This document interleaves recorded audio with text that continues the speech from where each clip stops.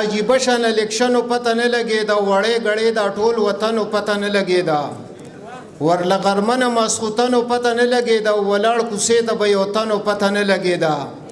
سحر به یو شان ماښام بل شان ته به وې پوسټرې او ځایونه نه وو په یو بل به لګېدې پوسټرې د چا چانکو د چا پکې پیالې نه خوا د چا ګازره و د چا پکې مولې نه خوا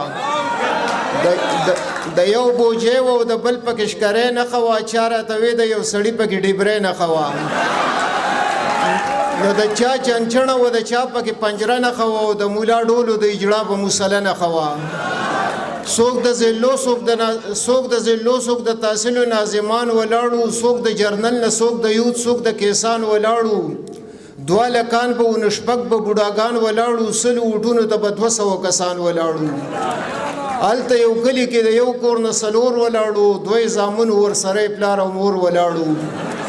هر چا د خپل لیډر نارې د زنده‌باد وخلې د مخالف سړي چغې د برباد وخلې چا د پاټۍ چغې ایستې چا د آزاد وخلې په جلوسونو کې چغې د فساد وخلې